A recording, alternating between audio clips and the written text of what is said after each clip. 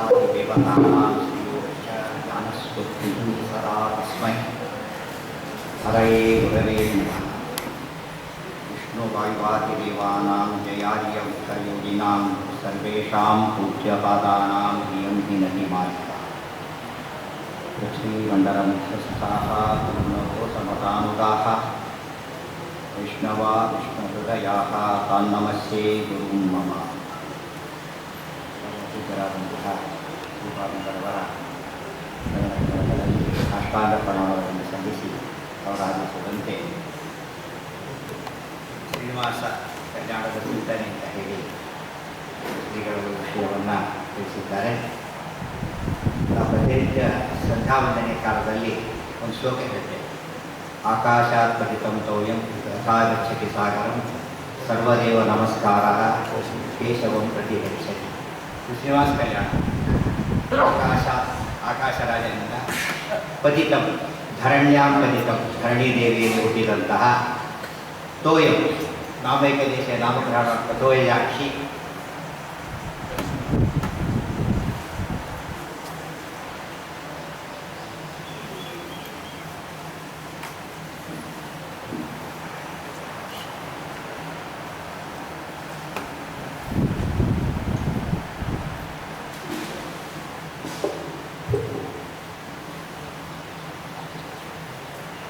ಆಕಾಶಾತ್ ಆಕಾಶರಾಜದಿಂದ ಪತಿತಂ ಬಿದ್ದಂತಹ ಎಲ್ಲಿ ಬೆಳಬೇಕು ಭೂಮಿಯಲ್ಲಿ ಭೂಮಿಯಿಂದ ಧರಣಿ ದೇವಿಯಲ್ಲಿ ಜಾತಂ ಪತಿತಂ ಜಾತಂ ತೋಯಂ ನಾಮೈಕ ದೇಶ ನಾಮಕರಣ ತೋಯಜ ಅಂತ ಇಟ್ಕೊಂಡಾಗ ಪದ್ಮಾವತಿ ತೋಯಜಾಕ್ಷಿ ಪದ್ಮಾವತಿ ಯಥಾಗಚ್ಚತಿ ಸಾಗರ ಅಂತ ಹೇಳಿದರು. ಸಾಗರ ಅಂತ ಹೇಳಿದ್ರೆ ಗುಣಸಾಗರನಾದ ಶ್ರೀನಿವಾಸನನ್ನು ಹೇಗೆ ಬಂದಿದ್ಲು ಆಕಾಶರಾಜನಿಂದ ಧರಣಿ ದೇವಿಯಲ್ಲಿ ಅವತರಿಸಿದಂತಹ ಪದ್ಮಾವತಿ ದೇವಿ ಗುಣಸಾಗರನಾದ ಶ್ರೀನಿವಾಸನನ್ನು ವರಿಸಿದಳು. ಈ ಮಾತಿನಲ್ಲಿ ಸಮಸ್ತ ಶಾಸ್ತ್ರಾರ್ಥ ಬರ್ತಕ್ಕಂಥ ಮಾತು. ಸರ್ವದೇವ ನಮಸ್ಕಾರ ಕೇಶವಂ ಪ್ರತಿ. ಶ್ರೀನಿವಾಸ ಕಲ್ಯಾಣದಲ್ಲಿ ಸರ್ವದೇವತೆಗಳಿಂದ ಪರಮಾತ್ಮ ವಂದ್ಯನಾಗಿದ್ದನ್ನು ಅನೇಕ ಹಂತದ ಹೇಳಿದರು. ಈಗಾಗಲೇ ತೀರ್ಥಾಚಾರ್ಯ ಹೇಳಿದರು. ಆರಂಭ ಮೊದಲಿಂದ ಕೊನೆಯವರೆಗೂ ಸಹ ಒಂದು ರೀತಿ ಬ್ರಹ್ಮ ಜಿಜ್ಞಾಸೆ ಇದ್ದಾಗ ಶ್ರೀನಿವಾಸ ಎಲ್ಲಿದ್ದಾನೆ ಅಲ್ಲಿಂದ ಬ್ರಹ್ಮ ಜಿಜ್ಞಾಸೆಯ ರೂಪವನ್ನೇ ಕೊಡ್ತಕ್ಕಂಥ ಕಥೆ. ಹುತ್ತದಲ್ಲಿ ಶ್ರೀನಿವಾಸ ಅಡಿಕೊಂಡ, ಹುಡುಕ್ಲಿಕ್ಕೆ ಬೇರೆ ಯಾರಿಗೂ ಸಾಧ್ಯವಾಗಲಿಲ್ಲ. ಮಹಾಲಕ್ಷ್ಮಿಯನ್ನು ಆಶ್ರಯಿಸಿದರು. ಮಹಾಲಕ್ಷ್ಮಿ ಗೊಂದತೆ ವೇಷದಲ್ಲಿ ಬಂದರು. ಗೋವಾಗಿ ಬ್ರಹ್ಮದೇವರು, ಕರುವಾಗಿ ರುದ್ರದೇವರನ್ನು ಕರ್ಕೊಂಡು ಬಂದರು. ಎಷ್ಟು ಸುಲಭವಾಗಿ ಶಾಸ್ತ್ರಾರ್ಥವನ್ನೆಲ್ಲ ಹೇಳ್ತಾರೆ. ಲಕ್ಷ್ಮೀದೇವಿಯಿಂದ ಸಾಧ್ಯವಾಯಿತೇ ಹೊರತು ಉಳಿದವರಿಗೆ ಸಾಧ್ಯವಾಗಲಿಲ್ಲ. ಲಕ್ಷ್ಮೀದೇವಿ ಅಂದ್ರೇನು? ಸುಚಿತತೆಗಳ ಅಭಿಮಾನಿ, ಶಾಸ್ತ್ರಯೋನಿತ್ವ, ಸದಾಗಮೇಕ ವಿಜ್ಞೇಯಂ ಅಂತಕ್ಕಂಥ ಮಾತಿನ ಅರ್ಥ.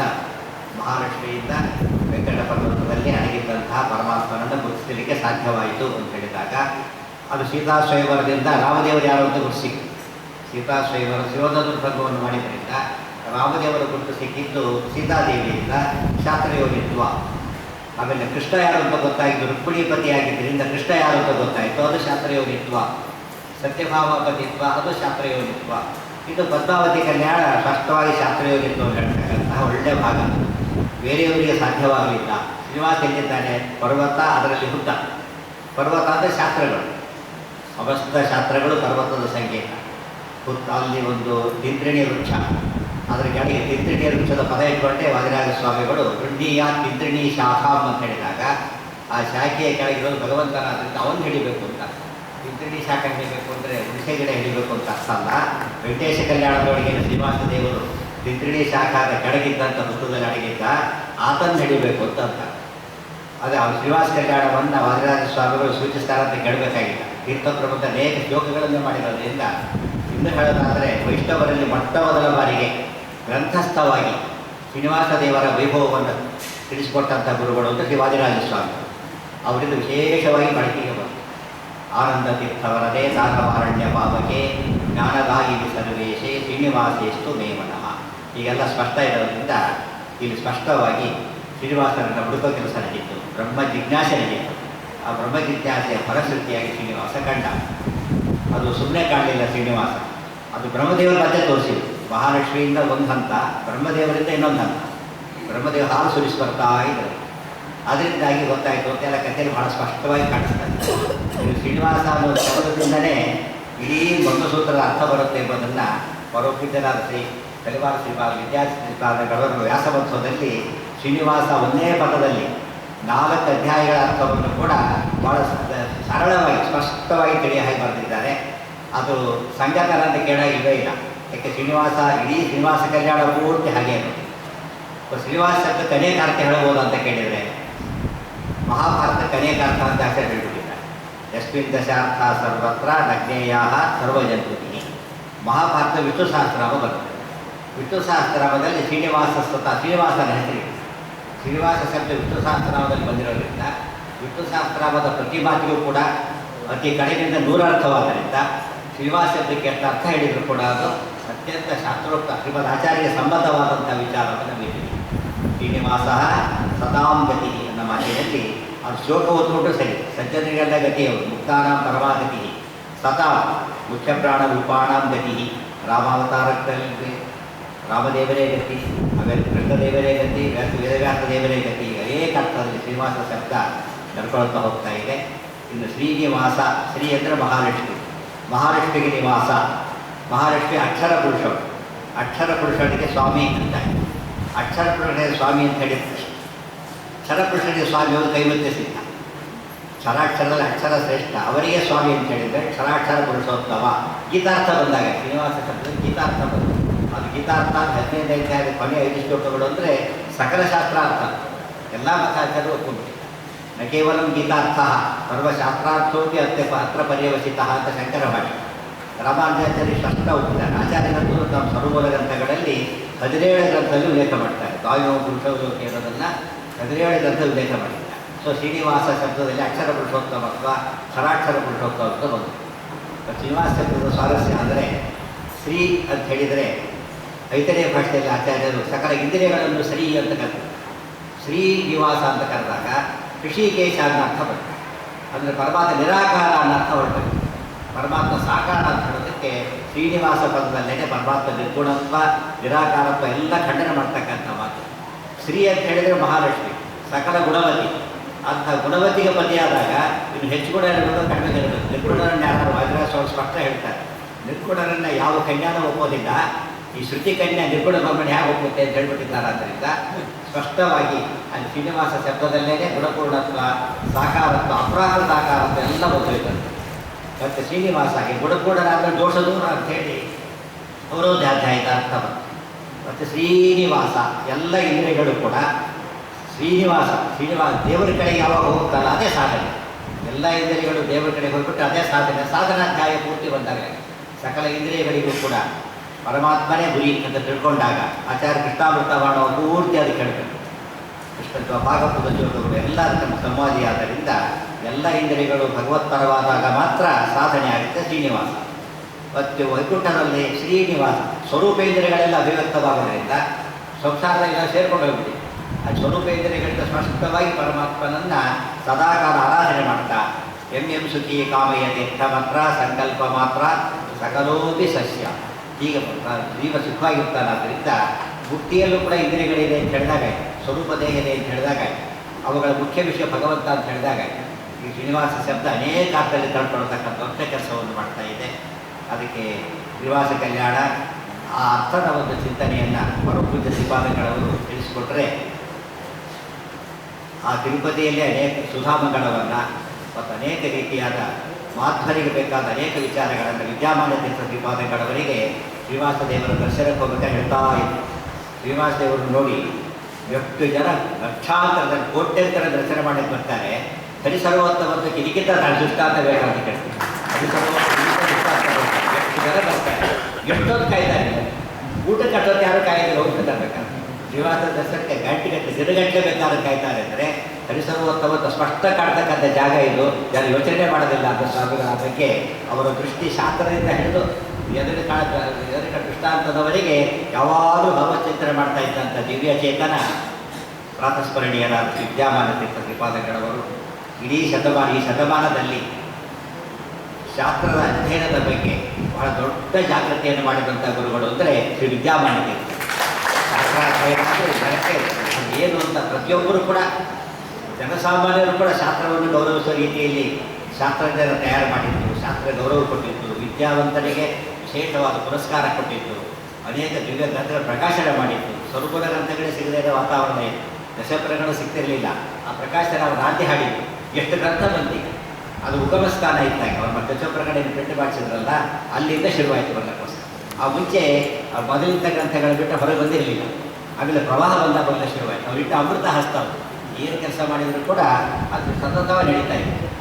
ಇನ್ನೂ ಹೇಳೋದೇನು, ಇವತ್ತು ಪೀಠಾಧೀಶರಿಗೆ ಸುಧಾಮಂಗಳ ಇರಲೇಬೇಕು ಅಂತ ಹೇಳಿ ಸಾರಿದವರು, ಸುಧಾಮಂಗಳ ಮಾಡಿದ ಸ್ವಾಮಿಗಳನ್ನೇ ಸಮಾಜಕ್ಕೆ ಕೊಟ್ಟವರು ಹೆಚ್ಚು ಸಂಖ್ಯೆ ಇದೆ ಅಂದರೆ ಇದು ವಿದ್ಯಾಮಾನ ಅಂತ ಆರಾಧನೆ ಅಂತ ಹೇಳಿದರೆ ದೇವರಿಗೆ ಅತ್ಯಂತ ಪ್ರಿಯವಾದ ಕೆಲಸ. ಅದನ್ನು ಪರೋಪೂಜ್ಯ ಶ್ರೀಪಾದಂಗಳವರಿಗೆ ಮಾಡ್ತಾ ಆ ಶ್ರೀನಿವಾಸ ದೇವರ ಸನ್ನಿಧಾನದಲ್ಲಿ ಈ ಸರ್ತಿ ಸುಧಾಮಂಗಳ ಇಟ್ಕೊಂಡಿದ್ದ ಶ್ರೀಪಾದಂಗಳವರು ಅದು ಕೂಡ ಒಂದು ಶ್ರೀನಿವಾಸ ಚಿಂತನೆ ಒಂದು ಆರಂಭ ಅಂತ ಇರ್ತಾರೆ. ಶ್ರೀನಿವಾಸ ದೇವರ ಸನ್ನಿಧಾನದಲ್ಲೇ ಶ್ರೀಗಳವರ ಸುಧಾಮಂಗಳ ಅವರ ಷಷ್ಠಿ ಪೂರ್ತಿ ಶಾಂತಿ ನಡೀತಾ ಇದೆ. ನಿಜವಾಗಲೂ ಕೂಡ ದೊಡ್ಡ ಸಮಾರಂಭ. ಅದಕ್ಕೆ ನಾವೆಲ್ಲ ತಯಾರಾಗೋಣ ಅಂತ ಹೇಳ್ತಾ ಮತ್ತೆ ಶ್ರೀ ವಿದ್ಯಾಮಾನ್ಯ ತೀರ್ಥರ ನಿಜವಾದ ಅರ್ಥದಲ್ಲಿ ಅವರನ್ನು ನೋಡಿದಾಗೆಲ್ಲ ಯಾವಾಗಲೂ ಕೂಡ ಅಷ್ಟು ನಗುಮುಖದ ಸ್ವಾಮಿಗಳು ಸಿಗೋದು ಅಂದರೆ ಭಾರಿ ಕಷ್ಟ. ಎಷ್ಟೋ ಜನ ನಾಸ್ತಿಕರನ್ನು ನಾನು ಹಾಸ್ಟೆಲಿದ್ದಾಗ ಬಿ ಎಗೆ ಓದ್ತಿದ್ದ ಕಾಲಕ್ಕೆ ಸುಮ್ಮನೆ ಕರ್ಕೊಂಡು ಹೋಗಿಬಿಟ್ರೆ ಅವ್ರು ಹೇಳ್ತಾರೆ, ಅವ್ರು ನೋಡಿದ ತಕ್ಷಣ ದೇವರ ಗೌರವ ಬರುತ್ತೆ, ದೇವರ ನಂಬಿಕೆ ಬರುತ್ತೆ ಅಂತ ನಾಸ್ತಿಕರಂತ ಇದ್ರು ಗೊತ್ತಾಯ್ತಾ. ಅವ್ರು ನೋಡಿದ ತಕ್ಷಣ ಗೌರವ ಬರುತ್ತೆ. ಅಂಥ ಒಂದು ವಿಶಿಷ್ಟವಾದ ಸ್ಥಿತಿಯನ್ನು ಪ್ರಸನ್ನ ಮುಖವಾಗಿ ಮಾಡ್ತಿದ್ದಂಥ ಸ್ವಾಮಿಗಳು. ಅದೇ ರೀತಿಯಲ್ಲಿ ಅವರ ಮೇಲೆ ಸದಾ ಇರಲಿ. ಶ್ರೀನಿವಾಸ ಕಲ್ಯಾಣ ಹೆಚ್ಚೋಡೋದಕ್ಕೆ ಗೊತ್ತಲ್ಲ ಅಂತ ಹೆಚ್ಚೋಡೋದು ಕೊಟ್ಟಿಲ್ಲ. ಶ್ರೀನಿವಾಸ ಅಧ್ಯಾತ್ಮ ಅಲ್ಲಿದೆ ಇಲ್ಲಿದೆ ಅಲ್ಲ, ಆರಂಭದಿಂದ ಅಂತ್ಯದವರೆಗೂ ಪ್ರತಿ ಪದದಲ್ಲಿ ಪ್ರತಿ ಒಂದು ಘಟ್ಟದಲ್ಲೂ ಕೂಡ ಅಧ್ಯಾತ್ಮ ತುಂಬಿ ತುಳುಕ್ತಾ ಇದೆ. ಅದನ್ನು ಮರಣ ಮಾಡಿದಷ್ಟು ನಮಗೆ ಶ್ರೇಷ್ಠ. ಅನೇಕ ಅದ್ರ ಬಗ್ಗೆ ಅದು ಇತಿಹಾಸ ಅಲ್ಲ ಹಾಗೆಲ್ಲ ಹೇಳೋದು. ಇತಿಹಾಸ ಅಲ್ಲ ಚರ್ಚೆ ನಿಮಗೆ ಬೇಡ. ಆಚಾರ್ಯ ಒಳ್ಳೆ ಸಂದೇಶ ಕೊಟ್ಟಿದ್ದಾರೆ. ಶಿಕ್ಷಾಗ್ರಾಹ್ಯ ಅರ್ಥ ಕಥಂಚ. ಎಲ್ಲಿ ತತ್ವಕ್ಕೆ ಅನುಕೂಲ ಇದೆಯೋ ಯಾವ ಅರ್ಥ ಬೇಕಾದ್ರೂ ತಿಳ್ಕೊಂಡು ತತ್ವಕ್ಕೆ ಶ್ರೀನಿವಾಸ ಕಲ್ಯಾಣದಲ್ಲಿ ಮೊದಲ ಭಾಗವಂತೂ ಎಲ್ಲ ಪುರಾಣದಲ್ಲಿ ಹೊಂದಿದೆ. ತತ್ವ ಪುರಾಣ, ಭಾಗವತ ಪುರಾಣ, ತಿಷ್ಪತಿ ಶೇಷು ಕೋಮಹ, ಅದು ವಿಪ್ರತಿಪತ್ತಿಯೇ ಇಲ್ಲ, ಯಾರಿಗೂ ಪ್ರತಿಪತ್ತಿ ಇಲ್ಲ. ಮುಂದಿನ ಕಥೆಯ ತತ್ವದ ಬಗ್ಗೆ ಯಾರಿಗೂ ವಿವಾದ ಇಲ್ಲ. ಅದರಿಂದಾಗಿ ಶ್ರೀನಿವಾಸ ಕಲ್ಯಾಣ ಅದರ ಮಂಗಳ ಮಹೋತ್ಸವದ ಶುಭ ದಿವಸ ಇತ್ತು. ದಶಮಿ ದಿವಸ ಮಂಗಳ ಕಾರ್ಯಕ್ರಮ.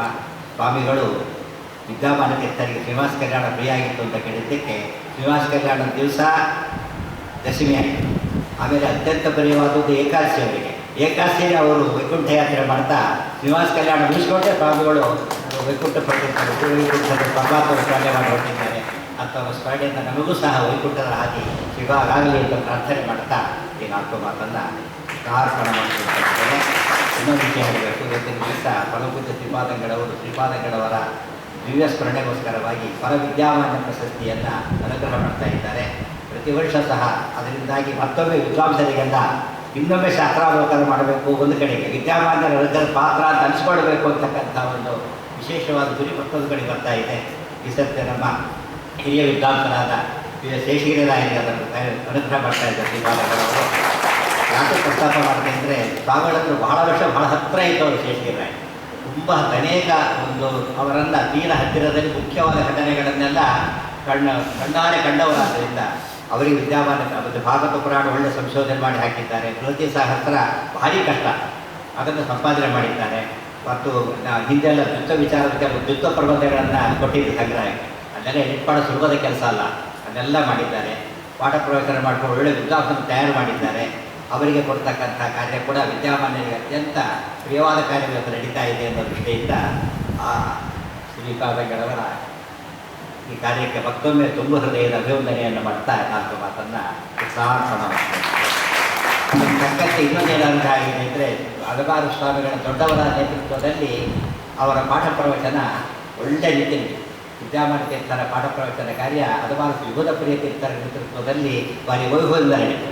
ಅದರ ಪರಿಣಾಮ ಸಿದ್ಧರಾದವರು ಶ್ರೀ ವಿದ್ಯಾಧೀಶ ಶ್ರೀಪಾದಂಗಳವರು ಸಿದ್ಧರಾದರು. ಹಲವಾರು ಸ್ವಾಮಿಗಳು ಯಾರು ಸಂಕಲ್ಪ ಮಾಡಿದ್ರು ಅದರ ಫಲಶ್ರುತಿಯನ್ನು ಹಾಗೆ ಅವರ ಮಠದ ಸ್ವಾಮಿಗಳಿವರ ಹೋದಾಗಿದೆ. ಹಲವಾರು ಮಠದ ಸ್ವಾಮಿ ಉದ್ದೇಶ ದೃಷ್ಟಿಯಿಂದ ದೂರದೃಷ್ಟಿ ಅವರಿಗೆ ಬಹುಶಃ ಅದು ಹೇಗೆ ಬಂದಿದ್ದರೆ ವಾಪಸ್ ಭಗವಂತ ನಾವು ಕಣ್ಣಾರೆ ಕಾಣಿಸಾಗೆ ಸುಧಾಪಾಠಕ್ಕೆ ಅವರು ಒಳ್ಳೆ ವ್ಯವಸ್ಥೆ ಮಾಡಿದ್ದರ ಫಲಶ್ರುತಿಯನ್ನು ಹಾಗೆ ಅವರ ಮಠದ ಶ್ರೀಗಳವರೇ ಇವತ್ತು ವಿದ್ಯಾರ್ಥಿ ಶ್ರೀಪಾದಂಗಳವರ ಥರ ಅಧ್ಯಯನ ಮಾಡಿ ಮುಂದೆ ಸಮಾಜಕ್ಕೆ ಲೌಕಿಕ ವೈದಿಕ ಎರಡೂ ಬಲ್ಲಂಥ ಒಬ್ಬ ವಿದ್ವಾಂಸ ಸ್ವಾಮಿಗಳು ತಕ್ಕಂಥದ್ದಾಗಿತ್ತು. ಒಳ್ಳೆ ಯೋಗ ಬಂದಿದೆ. ಇವತ್ತೆಲ್ಲ ಸಾಫ್ಟ್ವೇರ್ ಕಾಲ ಇದೆ. ಬಹುಶಃ ಇವತ್ತು ಸ್ವಾಮಿಗಳಿಂದ ಸಾಫ್ಟ್ವೇರ್ ತಿಳಿದು ಸ್ವಾಮಿಗಳಿದ್ದಾರೆ ಅಂತ ಕೇಳಿದರೆ ಈಶಪ್ರಿಯ ಸಾಫ್ಟ್ವೇರ್ ವಿದ್ಯಾರ್ಥಿಗಳಿಗೆ ಗೊತ್ತಾಗಲೇ ಸಾಫ್ಟ್ವೇರ್ ಓಡಾಡ್ತಾ ಇರ್ತಾರೆ. ಸಾಫ್ಟ್ವೇರ್ಗೆ ಅವರು ಕೂಡ ದೊಡ್ಡ ಯತಿಗಳಾಗ್ತಾ ಇದ್ದಾರೆ ಅಂತ ಗೊತ್ತಾದರೆ ಅವರು ಕೂಡ ಇನ್ನು ಧಾರಾಕಾರವಾಗಿ ಪಾಠ ಪ್ರವಚನಗಳಿಗೆ ಮನಸ್ಸು ಕೊಡ್ತಕ್ಕಂಥ ವಾತಾವರಣ ಸೃಷ್ಟಿಯಾಗ್ತಕ್ಕಂಥ ಯೋಗ ಬಂದಿದೆ. ಇದಕ್ಕೂ ಒಂದು ವಿದ್ಯಾಮಾನ್ಯ ತೀರ್ಥರೇ ಕಾರಣವಾದ್ದರಿಂದ ಅವರ ಆರಾಧನೆ ಶುಭ ಸಂದರ್ಭದಲ್ಲಿ ಇದಕ್ಕೂ ಅವರನ್ನು ನೆನೆಸಿ ವಿಶೇಷ ನಮಸ್ಕಾರಗಳನ್ನು ಸಲ್ಲಿಸ್ತೇನೆ. ಸರ್ವೇಂದ್ರಿಯ ಪ್ರೇರಕೇಣ ಶ್ರೀ ಪ್ರಾಣಪತಿ ನೇರಿತ ಯದವೋಚ ಮಹಂತೇನ ಕ್ರಿಯತಾಂ ಕಮಲ.